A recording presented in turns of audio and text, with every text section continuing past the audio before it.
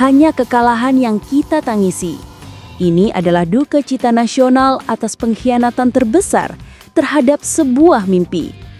Mimpi yang sejatinya sudah berada di depan mata, namun direnggut, dibakar, dan kini dikubur hidup-hidup oleh tangan-tangan yang seharusnya mengemban amanah. Api kemarahan masyarakat Indonesia hari ini meledak, berlapis-lapis. Bukan karena timnas gagal menang, melainkan karena PSSI, otoritas tertinggi sepak bola kita, telah merusak, bertahan, dan membuat jutaan hati rakyat kecewa dengan pengumuman yang mencabik-cabik. Akhir menyatakan PSSI hingga saat ini masih mencari sosok pelatih baru timnas Indonesia pengganti Patrick Kluivert. Erick mengisyaratkan nama ex-pelatih timnas Garuda, Shin Tae-yong, tidak masuk bidikan PSSI. Erick meminta fans timnas Indonesia untuk move on dari Shin Tae-yong yang sebelumnya memberi kode siap kembali memprioritaskan timnas Indonesia jika tawaran datang dari PSSI. Sepak bola ini kita bangun untuk nasional dari generasi ke generasi. Ingat loh. Ya, blueprint PSSI itu tidak berubah. Kita maunya 2034 karena kenapa? Ada pembinaan dan juga ada pemain-pemain terbaik yang di luar negeri kita akan coba konsolidasikan. Mereka berbicara tentang blueprint jangka panjang. Mereka berbicara tentang kunjungan. Tapi apa isi kunjungan itu? Target menembus Piala Dunia bukan tahun 2026, bukan pula 2030. Melainkan, dengarkan baik-baik, tahun 2034, 8 tahun ke depan. 8 tahun kesabaran yang diminta dari sebuah bangsa yang sudah menunggu seumur hidup. Sebuah target yang terasa seperti pengunduran diri dari kenyataan, sebuah langkah mundur yang sangat mengarahkan. 8 tahun, itu bukan sasaran, itu adalah permintaan untuk melupakan, untuk bersabar di atas luka yang menganga lebar. Bagaimana mungkin PSSI berani menetapkan target sejauh itu ketika sebagian besar masyarakat sudah yakin bahwa momen emas itu adalah tahun 2026? Keyakinan itu bukan ilusi. Itu adalah fakta yang dibangun di atas fondasi kokoh oleh satu nama, Shin Tae-yong.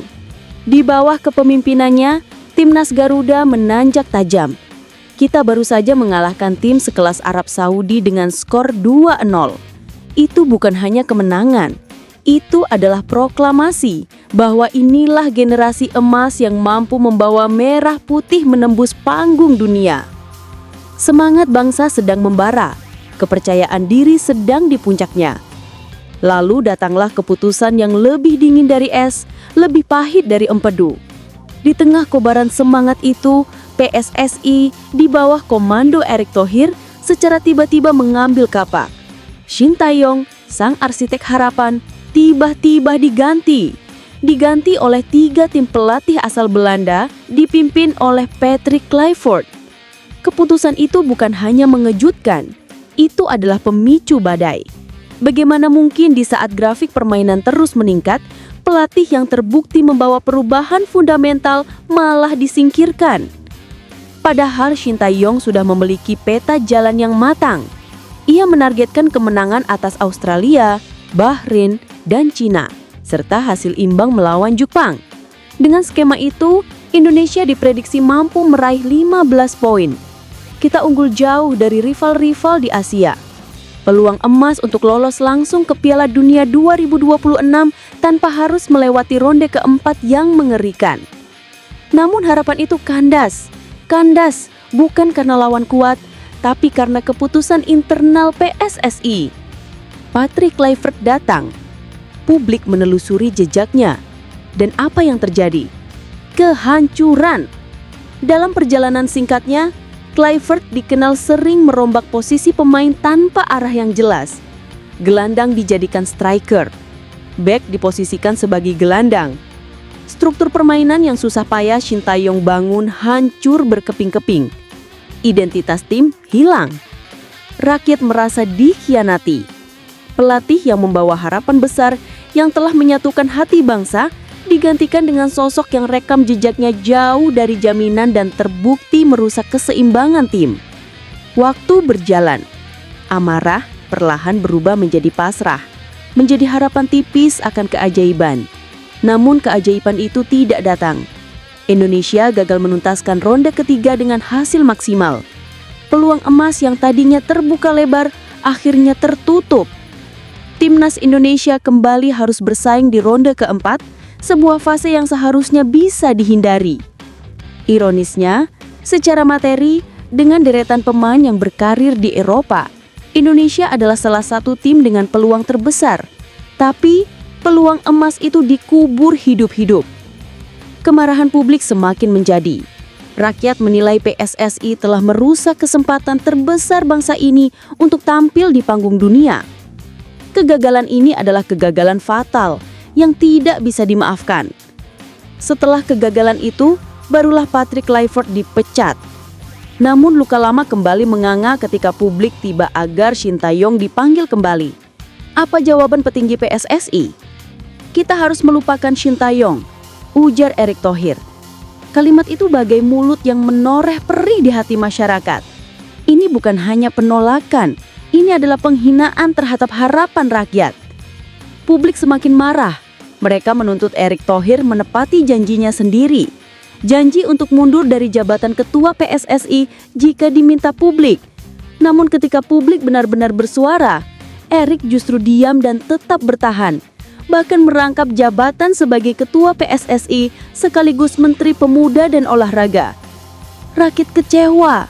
Mereka menilai PSSI kalah arah, tidak lagi berpihak pada semangat rakyat, dan keputusan-keputusan penting lebih didorong oleh ego pribadi daripada kepentingan nasional. Dan luka itu semakin dalam ketika PSSI kembali menegaskan bahwa target Indonesia lolos ke Piala Dunia adalah 2034. Ini bukan visi, ini adalah kemunduran visi. Masyarakat pun menyimpulkan, untuk apa kita memiliki pemain-pemain yang berkarir di Eropa? Untuk apa ada Jay Ides, Tom Hay, dan Calvin Verdong, jika bukan untuk target jangka pendek yang realistis? 8 tahun ke depan, usia mereka sudah memasuki kepala 3, bahkan kepala 4. Generasi emas ini akan mati sebelum sempat memetik perjuangannya. Target PSSI terasa seperti pengabaian telat terhadap kerja keras dan pengorbanan mereka. Komentar-komentar di media sosial penuh dengan emosi, getir, dan air mata. Ini adalah kisah menyayat hati sebuah bangsa. Seorang warganet menulis dengan pilu, "Saya sangat mencintai timnas Indonesia. Saya tidak pernah membayangkan Indonesia bisa tampil di Piala Dunia di usia saya yang ke-72 tahun. Saya ingin sekali melihat Indonesia tampil di panggung dunia. Setelah itu saya bisa meninggal dengan damai." Yang lain menyambung, "Setidaknya dalam hidupku aku ingin sekali melihat merah putih berkibar di Piala Dunia. Tapi sayang usiaku sudah 75 tahun. Semoga Indonesia lolos di tahun 2026. Kini mimpi para kakek, nenek, dan anak-anak bangsa seolah hilang begitu saja digantikan oleh sebuah target kosong. Mimpi yang sejatinya sudah berada di depan mata justru dikubur oleh keputusan-keputusan yang tidak berpihak pada rakyat." PSSI seharusnya menyadari, sepak bola bukan sekedar permainan 11 lawan 11. Ia adalah cermin harga diri bangsa, simbol kebanggaan rakyat, dan alat pemersatu miliaran hati yang merindukan satu hal sederhana, melihat merah putih di Piala Dunia. Tapi kini, rakyat diminta menunggu 8 tahun lagi. 8 tahun yang terasa terlalu lama bagi mereka yang sudah menunggu seumur hidup. 8 tahun yang mungkin tidak akan pernah mereka saksikan karena usia tak lagi muda. Inilah kenyataan pahit yang kini dirasakan oleh bangsa Indonesia. Mimpi besar itu belum mati, tapi sedang bernafas, tercekik oleh kesalahan arah dan ketidaktegasan mereka yang seharusnya memimpin dengan hati, bukan dengan ego. Di tengah amarah, kecewa, dan kesedihan itu, satu pertanyaan besar terus bergema di dada rakyat Indonesia. Jika bukan sekarang, dengan generasi emas ini, kapan lagi kita akan melihat merah putih berkibar di Piala Dunia?